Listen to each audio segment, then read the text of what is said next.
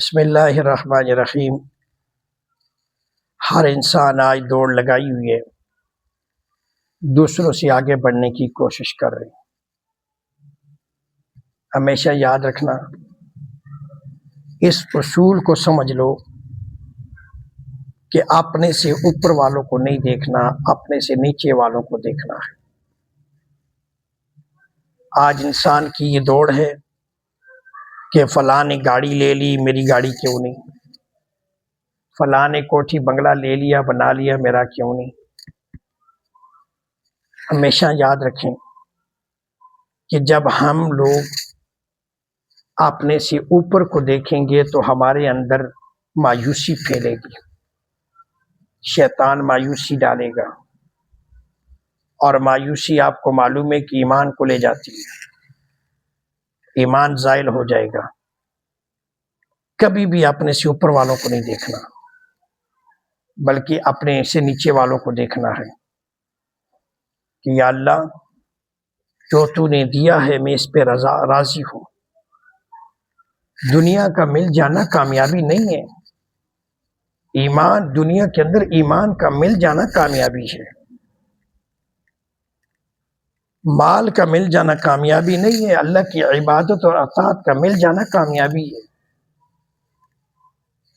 اگر مال بہت زیادہ مل گیا اور اللہ کی رضا نہ ملی تو وہ مال اس کے لیے عذاب بن جاتا ہے۔ ہم نے دیکھا ہے کہ بڑے بڑے مالداروں کو دیکھا، بڑی بڑی کوٹھی والوں کو دیکھا کہ جو رات کو سوتے ہیں نیند کی گولیاں کھا کے سوتے ہیں، پھر بھی ان کو نیند نہیں آتی، حالانکہ مال تو ان کے پاس ہے، بہترین محل بھی ان کے پاس ہے، کوٹھا مکان بنگلہ اس کے پاس ہے، لیکن سکون نہیں ہے نا۔ تو سکون اللہ کی یاد میں ہے۔ الا بذکر اللہ تطمئن القلوب، اللہ کے ذکر کے اندر اطمینان ہے، اللہ کی ذکر کے اندر سکون ہے۔ مال کا مل جانا یہ سکون نہیں لے کے آتا، مکان اچھا بنا لینا یہ سکون نہیں لے کے آتا، اچھی کوٹھی بنا لینا یہ سکون نہیں دے سکتا۔ سکون ایمان دے گا، اعمال صالحہ دیں گے۔ اس لیے ہم نے دیکھا ہے کہ بڑے بڑے مالداروں کو خودکشیاں کرتے ہوئے، بڑے بڑے افیسروں کو خودکشیاں کرتے ہوئے، حالانکہ ان کے پاس عہدہ بھی ہے، ملازمت بھی ہے، مال بھی ہے، بنگلہ بھی ہے، کوٹھی بھی ہے، بیوی بچے بھی ہیں، اور خوشحال گاڑی بھی ہے، اور زندگی گزار رہے ہیں خوشحالی سے، لیکن پھر بھی خودکشیاں کر رہے ہیں۔ کیوں؟ اس لیے کہ زندگی میں تو ہے، مال بھی ہے، گاڑی سب کچھ موجود ہے، لیکن سکون نہیں۔ سکون قلب کا مل جانا بہت بڑی نعمت ہے۔ سکون اگر سکون قلب نہیں ملے تو سب کچھ مل گیا، سمجھو کچھ بھی نہیں ملا۔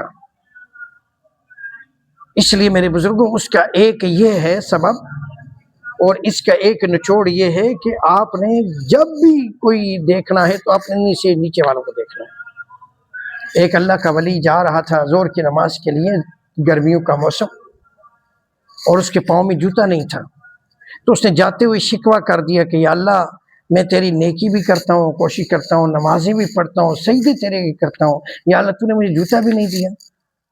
اس نے دل کے اندر یہ خیال لایا، اور جب مسجد کی سیڑھیوں پہ چڑھا، مسجد میں داخل ہونے لگا تو آگے ایک بندے کو دیکھا جس کے سرے سے پاؤں ہی نہیں تھے، ٹانگیں نہیں تھی، اور وہ بھیک مانگ رہا تھا، اور وہ بزرگ اللہ کا ولی وہیں سجدے میں گر گیا کہ یا اللہ تیرا شکر ہے کہ میرے تو پاؤں تو ہیں، میری ٹانگیں تو ہیں، یہ بیچارہ چلتا کیسے ہوگا، یہ بیچارہ کیسے کھاتا ہوگا، کیسے چلتا ہوگا، کیسے کھڑا ہوتا ہوگا، یہ تو کھڑا بھی نہیں ہو سکتا ہے، نہ چل سکتا ہے، یہ تو زمین پر گھسیٹتا ہوا آ رہا ہے، یا اللہ تیرا شکر ہے کہ تو نے مجھے پاؤں تو دیے۔ اپنے سے نیچے والوں کو دیکھو، تو جب ہم اپنے سے نیچے والوں کو دیکھیں گے تو اللہ تعالیٰ کی قدر آئے گی، نعمت کی قدر پیدا ہوگی، اچھا گمان پیدا ہوگا، اچھے راستے کا انتخاب ہوگا۔ اس لیے اپنے سے اوپر والوں کو مت دیکھو،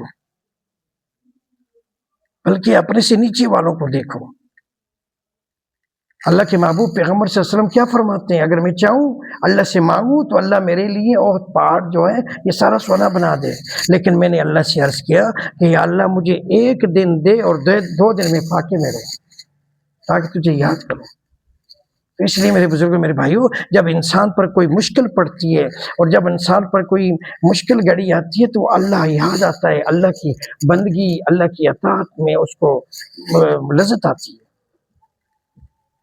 اس لیے محبوب پیغمبر صلی اللہ علیہ وسلم، کل جہاں کے پیغمبر، جس کی گھر کے اندر 7 دن تک چولہا نہیں جلتا تھا، اور وہ محبوب کیا فرما رہے ہیں کہ یا اللہ مجھے اتنا دے کہ 1 وقت کا کھاؤں اور 2 وقت میں بھوکا رہوں، فاقے میں رہوں، تو اللہ کی رضا مقصود ہو۔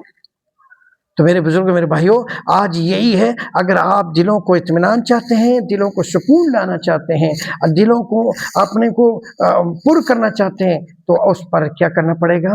اللہ کی ذات کو مانو اور اپنے سے نیچے والوں کو دیکھو، اپنے سے اوپر والوں کو نہ دیکھو۔ اوپر والوں کو دیکھو گے حسد پیدا ہوگا، اوپر والوں کو دیکھو گے تو دل کے اندر خواہشات پیدا جنم دیں گی اور جنم لیں گی، اور جب خواہشات جنم لیں گی تو پھر انسان کفر کی حالت میں چلا جاتا ہے، پھر اللہ کا باغی ہو جاتا ہے، پھر اس کے دل میں مایوسی آ جاتی ہے، شیطان مایوسی ڈال دیتا ہے، پھر ان کے دلوں میں وسوسے پیدا ہوتے ہیں کہ یا اللہ مجھے یہ چیز کیوں نہیں ملی ہے، مجھے یہ گاڑی ملنی چاہیے تھی، مجھے کیوں؟ تو یہی تو حسد تھا جو شیطان نے آدم علیہ السلام سے کیا تھا، تو جس کی وجہ سے وہ ذلیل ہو گیا، جس کی وجہ سے اس کے گلے میں لعنت کا توق پڑ گیا کہ اس نے آدم علیہ السلام حسد کیا کہ 80 سال تک میں نے یا اللہ تیری عبادت کی اور مقام آدم لے گیا، عظمت آدم لے گیا۔ تو یہی حسد تھا، اس نے اپنے 80 سال کی عبادت کو دیکھا ہے، 80,000 سال کی عبادت کو دیکھا ہے، 80,000 سال تک عبادت کی تھی، اس کے ذہن میں وہ تھا کہ میں نے اتنے 1000 سال عبادت کی ہے تو مجھے یہ مقام ملنا چاہیے تھا، آدم کو کیوں مل گیا؟ اس حسد نے اس کو کھایا اور اس حسد کی وجہ سے اللہ تعالیٰ نے اس کو ذلیل کر دیا۔ تو اس لیے میرے بزرگوں، میرے بھائیوں، المختصر بات یہ ہے کہ آپ نے اپنے نیچے والوں کو دیکھنا ہے، جس کو کوئی نعمت مل جائے اس پر شکر ادا کرو اور اس کو دعا دو، اللہ اس کو برکت دے، اور اسی برکت کی دعا سے اللہ آپ کو بھی عطا فرمائے گا۔ اللہ ہمارا حامی ناصر ہو، اللہ تعالیٰ ہم سب کو سمجھ کی توفیق عطا فرمائے۔